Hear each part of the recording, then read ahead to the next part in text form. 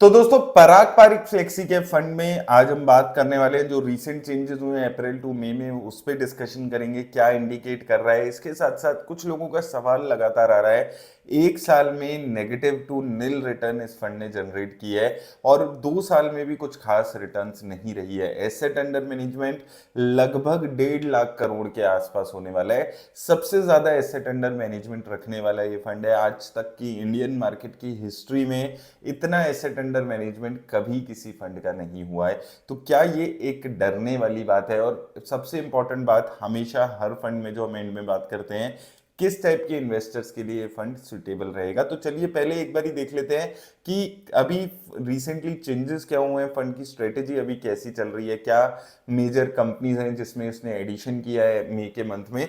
तो देखिए यहाँ पर हम अगर बात करें तो अगर आप ओवरऑल पहले मैं बताऊं तो कंपनी काफी सारी इसके पोर्टफोलियो में आपको नजर आएंगी, लेकिन इस महीने कुछ कंपनीज से एग्जिट नहीं किया है। एक दो कंपनीज में थोड़ा सा एलोकेशन कम किया है, लेकिन मेजरली मई के महीने में खरीदारी की है इस फंड ने। एचडीएफसी बैंक, पावर ग्रिड, कोल इंडिया, आईटीसी, आईसीआईसी बैंक, हर मेजर जो इसकी टॉप 10 कंपनीज है सब में थोड़ा थोड़ा थोड़ा करके पैसा इसने लगाया है, जिसमें से सबसे ज्यादा खरीदारी आईटीसी लिमिटेड में इसने की है।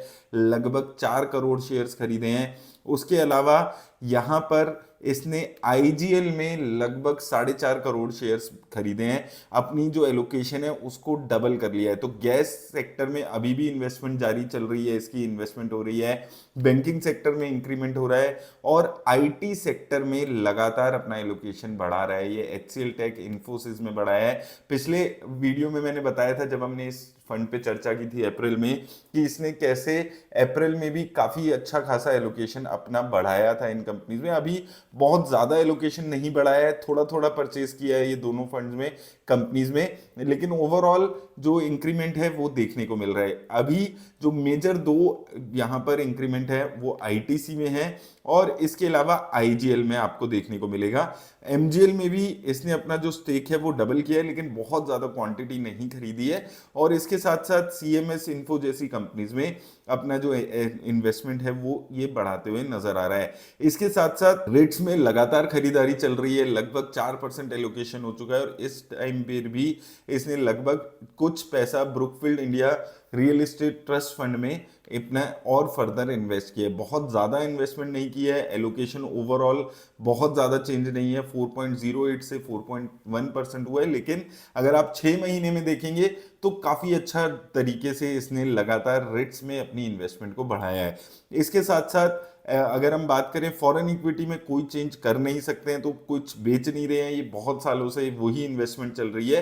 तो वही 4 कंपनीज, अल्फाबेट इंक ए यानी कि गूगल, अमेजॉन, मेटा यानी कि आपका फेसबुक वाली कंपनी और माइक्रोसॉफ्ट, ये 4 कंपनीज में सिमिलर सेम एलोकेशन है। लगभग 85% पैसा इसने इन्वेस्ट किया हुआ है, 15% पैसा अभी भी कैश में है। तो कैश धीरे धीरे डिप्लॉय कर रहे हैं फंड, बहुत ज्यादा जल्दी नहीं है। 15% का कैश अभी भी इसने रखा हुआ है। एक टाइम था जब लगभग 20% कैश इस फंड ने यहाँ पर रखा हुआ था।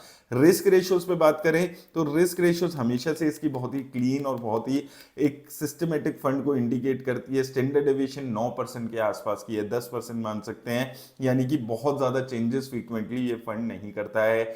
और सबसे इंपॉर्टेंट बात, वॉलेटिलिटी नहीं होती है जो स्टैंडर्ड डेविएशन दिखाता है। पोर्टफोलियो टर्नओवर रेशियो 17% के आसपास के, जो इंडिकेट करता है कि बहुत फ्रीक्वेंटली चेंजेस नहीं होते हैं। और ये अगर आप ये वाली वीडियोस फॉलो कर रहे हैं मेरी, तो आपको समझ आ गया होगा, बहुत ज्यादा फ्रीक्वेंटली एडिशन सब्ट्रैक्शन नहीं होती है।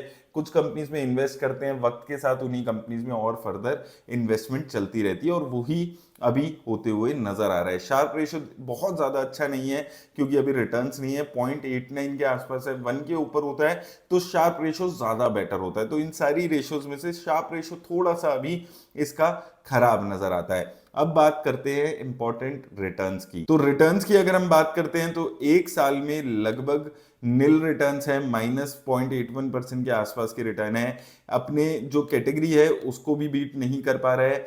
1 महीने 3 महीने में तो और भी खराब हाल है, 6 महीने में भी खराब हाल है, 2 साल में भी अगर आप देखेंगे तो कुछ खास रिटर्न्स नहीं है, 5% के आसपास की रिटर्न है।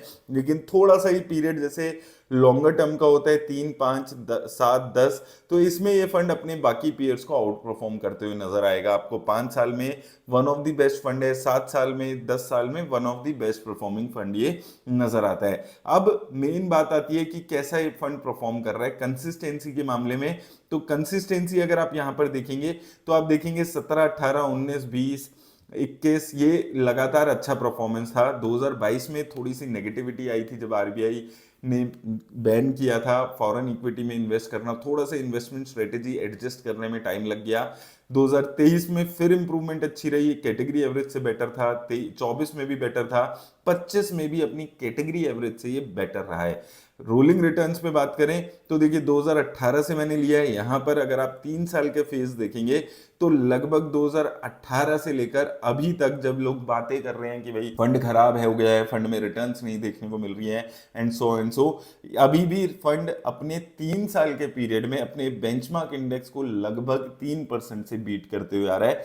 कोई यहां पर भी फंड को परेशानी नहीं हो रही है। एक टाइम था आज से लगभग 6 महीने पहले ये फंड अपने बेंचमार्क इंडेक्स से लगभग 5% ज्यादा रिटर्न्स दे रहा था, लेकिन अभी भी कोई दिक्कत इसकी परफॉर्मेंस में नहीं है। 1 साल 2 साल ऐसे फेज में देखिए कोई भी फंड खराब परफॉर्म कर सकता है, लेकिन अगर कोई फंड 3 साल की रोलिंग रिटर्न में आपको लगातार पिछले 10 सालों से अच्छी रिटर्न्स दे रहा है तो इसका मतलब ये है कि फंड की कुछ ना कुछ इन्वेस्टमेंट स्ट्रेटेजी ऐसी है जो कि काम कर रही है। इस फंड की इन्वेस्टमेंट स्ट्रेटेजी क्या है? वैल्यू ओरिएंटेड कंपनीज में इन्वेस्ट करता है जब कोई कंपनी बहुत ज्यादा गिर जाती है। रिसेंट एग्जांपल है आईटी सेक्टर, गैस में यहां पर इसने इन्वेस्ट किया है, बैंकिंग सेक्टर में इन्वेस्ट हो रहा है, टॉप 3 बैंकों में लगातार एलोकेशन बढ़ रहा है, आईसीआईसी बैंक, कोटक बैंक और आपका एचडीएफसी बैंक। तो ये फंड की हमेशा से इन्वेस्टमेंट स्ट्रेटेजी ऐसी ही रही है और ये फंड कभी क्लेम भी नहीं करता है कि ये फंड 6 महीने साल भर में अच्छी रिटर्न्स दे सकता है।